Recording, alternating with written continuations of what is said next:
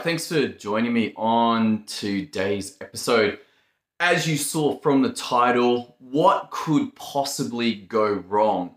Well, fortunately, nothing went wrong, but I wanted to talk about this because I just got off a 45-minute session of brush cutting.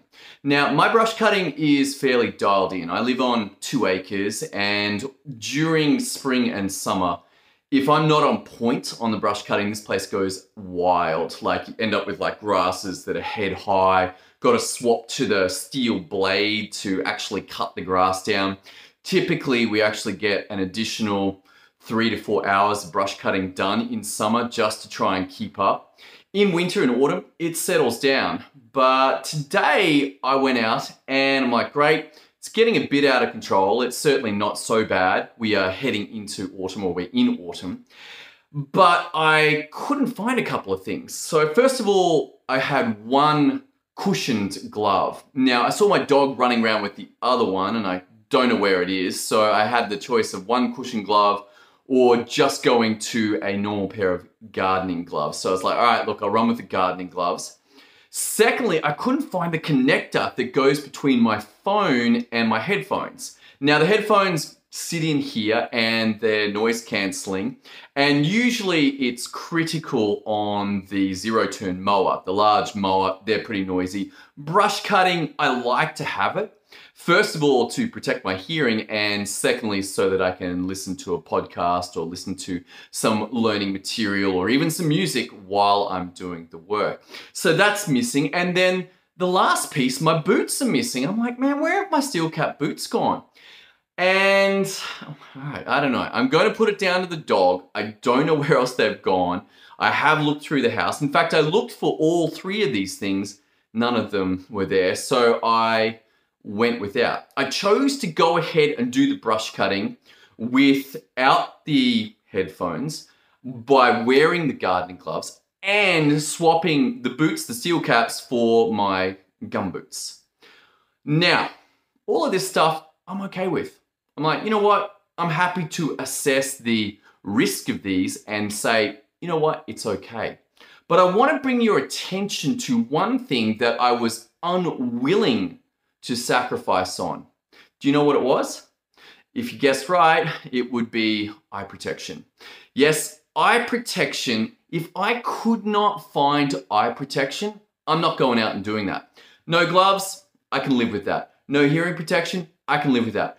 Different boots, I can live with that. But eye protection, no way. Now, it might only be 1 in 1,000 times, maybe even 1 in 5,000 times that a rock gets flicked up and hits me in the eye and makes me blind in that eye. But that 1 in 1,000, 1 in 5,000, I just don't know whether it was going to be today. Now, as it turns out, nothing flicked up that I was aware of, but I want you to appreciate the downside risk here. If that, let's call it a 1 in 1,000 chance, but it does take out my eye, that has such severe consequences on my life that I'm unwilling to do this work. And what I want you to think about is, hey, where in your life is there downside risk that either you're not aware of or you're not actually saying, hey, that's such a significant downside risk, we should stop and not proceed unless that is handled. In this case, eye protection.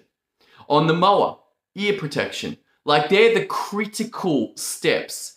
And this will maybe at play, like, let's call it maybe at play at some level in your business. And there might be a lot of stuff that's getting done, but if you don't have any documentation of what your business does, or you have documentation that sits in a shelf and no one uses, then you may well be taking that 1 in 1,000 chance without being aware of it. And if that's something that you want to do, you're like, you know what, I'm going to take my 1 in 1,000 chance, I'm good with that, then that's a very different experience from you saying, you know what, I don't think we've got any risk, but in fact you do. And so the important lesson here is that documentation of your business processes allows you to combat downside risk. You got it documented out. You could go through and put a warning and say, hey, don't do this task if you don't have eye protection. Don't do this task if you don't have ear protection. But if you don't have it documented, or your documentation doesn't get used and hasn't been updated in 6 months, 12 months, 18 months, it sits up on the shelf and you're like, man, we never use that, then you may well just take a moment to think about, hey, where is my downside risk? And then if you know and identify these, then you've got your next problem. How are you going to make it that this process stops if that downside risk has not been handled? If that is something that interests you, you're like, oh my God, actually, I can see that I am taking risks that I have no way of assessing, or if you do, no way of actually preventing them from going ahead. If that's the case, head over to systemio.dev. That's systemio.dev. Enter your name and your email address and go through the training there around processes and how they can significantly benefit your business. All right, thanks for tuning in for today.